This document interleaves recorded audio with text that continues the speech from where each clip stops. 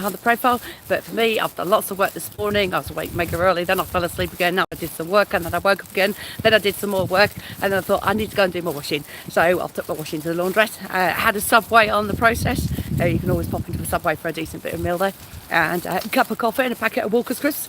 And he just goes, do you know, I'm walking over. It doesn't matter where I go, whatever I do, with everything I've been associated with behind the profile, I am just a walking advert. I don't get credit for any of it, but it's just a walking advert. So, what's your path today? Are you going up the hill, or are you going to go down the hill? And that's a question that I ask for absolutely everybody. You see, we could go downhill, or we could go uphill. Now, he wasn't there a minute ago. Now, if I'd have not been talking to you and I'd have stopped and talked to him, I would have found out a little bit about that person, okay?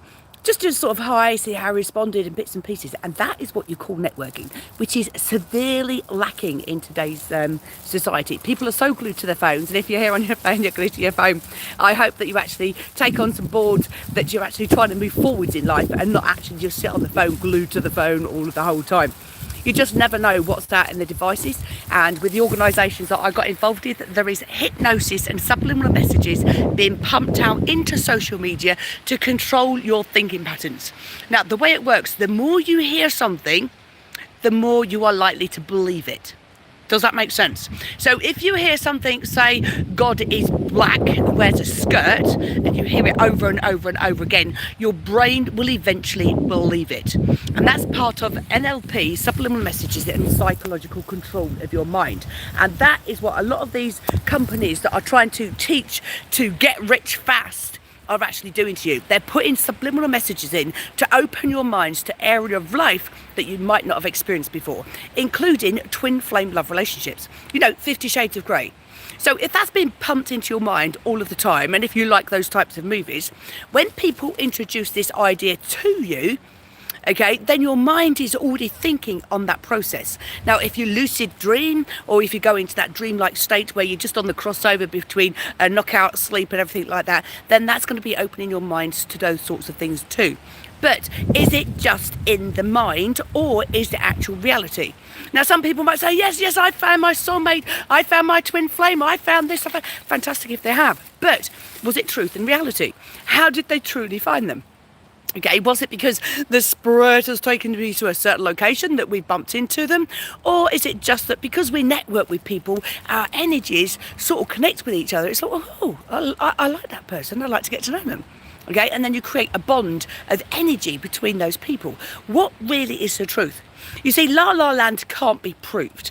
Okay, twin flames in the mind can't be proved. But psychological methods to make you believe that by completely put it into your mind. Even the song Give Me Love by Ed Sheeran, okay, if you've watched the video for that, it's opening the mind to grow your angel wings, to go into the supernatural, to find your twin love, and she shoots arrows everywhere for the love arrow, and everybody falls in love with each other inside that area that's detailed in Ed Sheeran's video footage on YouTube. So is it truth, or is it just that it's mind implantation, that we are being programmed to believe that? Why? If that's the case. And that's something that I've been investigating now for over 6 years. And most of it is psychological that's actually being pumped in. Now, if you believe that you was actually somewhere within the supernatural with other people, okay, there's lots of boardrooms opening up, there's fantasies and desires going on, there's lots of tongues being stuck out, suggesting that something sexual is actually going on within that world, within their imaginations. So from that point of view, where is the evidence of it? Now, if you took 10 people who were all supposedly within an open room of the supernatural, okay, separated them all and asked them all to write individually what they saw in that particular room, down to the clothing, what was happening, the blah, blah, blah, blah, you will find you have got 10 different stories, all with an element of a similar sort of story, but you will have 10 different stories. And this is something that I've been pointing out to those that I've been associated with. Are you being controlled by subliminal messages?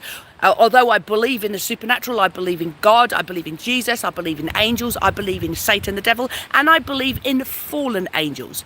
But what did the fallen angels want? Fornication.